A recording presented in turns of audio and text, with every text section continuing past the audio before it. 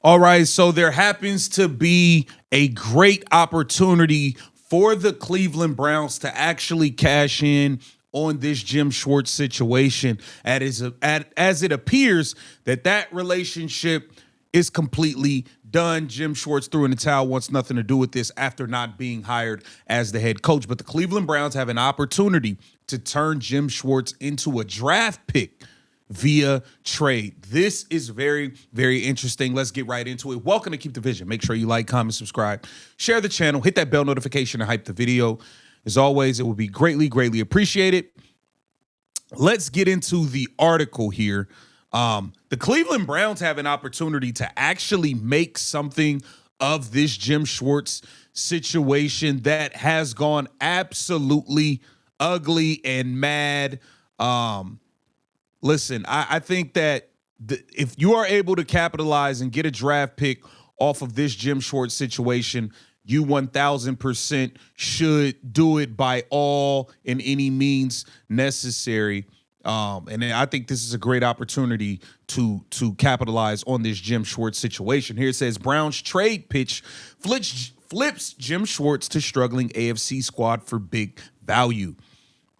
All right, here it says the Cleveland Browns won't have the luxury of Jim Schwartz running their defense for the fourth consecutive year in 2026, but no other NFL team will either if they aren't willing to fork over a meaningful draft pick to buy that right. So because Jim Schwartz is under contract, that somebody, whoever wants him, they're going to have to come up off something, and you could get you a really nicely valued pick for Jim Schwartz. Here it says Schwartz is under contract in Cleveland for 2 years and decided to resign from his position as defensive coordinator rather than work for a front office that passed him over for the head coaching job in favor of Baltimore Ravens offensive coordinator Todd Monken.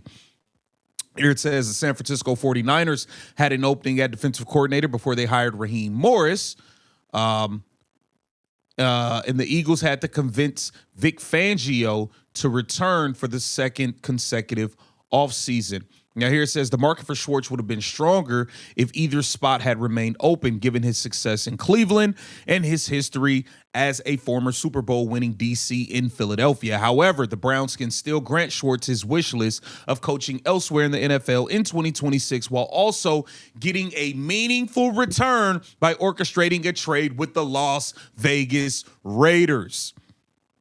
Here it says Clint Kubiak and the Raiders want Jim Schwartz to run the defense. Seattle Seahawks offensive coordinator Clint Kubiak will assume the role as Raiders' next head coach following his team's victory in the Super Bowl on Sunday, February 8th. On Monday, Jason LaConfora of Sports Boom reported that Kubiak is seriously interested in acquiring Schwartz to lead the Las Vegas defense through the coming rebuild.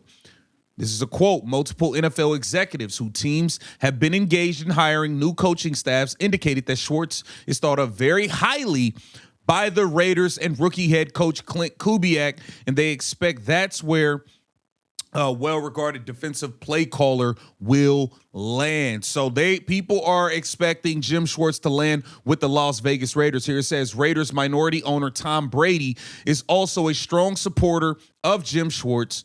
Here it says the Browns should ask the Raiders for a fourth-round pick for Jim Schwartz.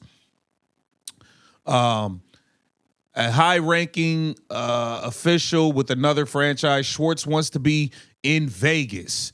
That's where the former Browns DC is going to end up.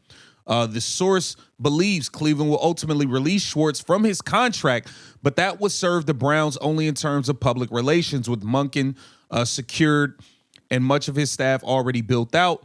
If isn't necessarily prudent for Cleveland to think in terms of remaining an attractive destination to other coaches around the league. Okay, so they're predicting that the Cleveland Browns could get a fourth-round pick. Here it says Las Vegas has 3 picks in the fourth round in the upcoming draft, 102, 117, and 134, which is a comp pick from the Minnesota Vikings. So they have 3 fourth-round picks. They can fork over one if they want Jim Schwartz bad enough. And this thing could get done very, very shortly here. So, hey, man, Jim Schwartz, appears to be headed to Las Vegas, and the Cleveland Browns may be able to get some sort of draft compensation for him, which I think would be very, very good for this team because, look, Shedeur Sanders needs all hands on deck. They need every pick they can get their hand on, and Andrew Berry better hit on these damn picks just like he did in last year's draft, minus the Dylan Gabriel pick. All right, let's go over. My man G. Bush is over there cooking on UCSS as they talked about the departure of David Njoku, who's been a long-time Brown, been a really, really nice player for the team for a long time now. Let's see what they had to say about the departure of David Njoku and if it was a mistake to let him go. Look, so unfortunately, we watched the film this year.